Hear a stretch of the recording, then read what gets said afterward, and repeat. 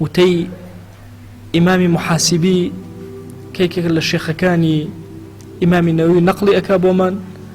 أفرمي الصادق والرازقو لقال خوايا كي أفرمي أو كسيك هيج قويلينيا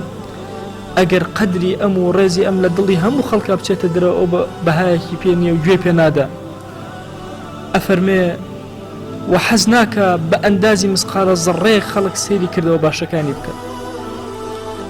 أفرمي هيج قوشي لو أني كاتك وخلقي خرابيكي أم ناشرينيكي أم أبينن حزأك جوانيكاني شاراوبن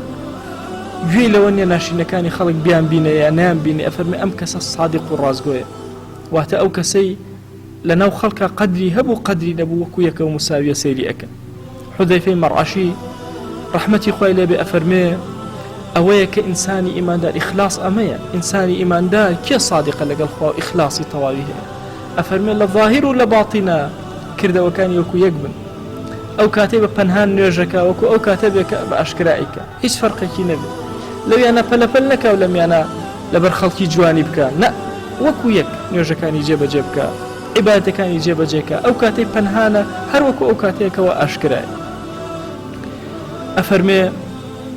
قاسمی قوشەیری فەرموویەتی إخلاص إفراد الحق سبحانه وتعالى في الطاعة بالقصد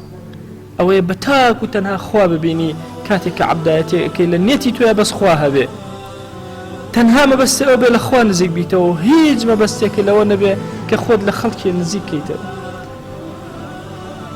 ئەفەرمێ هیچ مەبەستە ئەوە نەبێ کە خەڵک سوپاسێکە بکەوە بە باشە باسێکە یان خۆشەویستی بۆ تۆ زیادکەن یان یەکێک لە معناکانی تەقەڕوب بە هەر شێوازێک بێ لە شێوازەکان لە غێری نزیک بوونەوە لە خوا هیچ گرنگ نەبێ بەلاتەوە نزیک بیتەوە لە خەڵک یان نەبیتەوە لە خەڵک طبعا ئەم بابەتە لە بابی ئیخلاسە بابێکی زۆر گەورەیە ئینسان چۆن ئەو حاڵەتەی بۆ دروست ئەبێ ئیمامی غەزالی قسەیەکی زۆر جوانی هەیە ئەفەرمێ دائیمە سەیری ئەوە بکە ئەو خەڵکی کە لە پشتەوەیە یا ئەو خەڵکی کە چاویان لێتە هیچ منفعەت و مەزەڕەتێ بە تۆ ناگەن 100 ساڵ بە چاکە بە خراپە باسی تۆکەن هیچ زەڕ و نەفعی لە تۆ نادا ئەفەرمێ بۆیە قەت سەیری خەلائق مەکە بەس سەیری خالقی گەورە بکە کە عەبدایەتێکەکەی لەبەر خاتی ئەوی بکە کە ئەتەوێ بەخشندەیە بکەی چاوت لەوە نەبێ خەڵک بڵێن پیاوی چاکە لێگەڕێ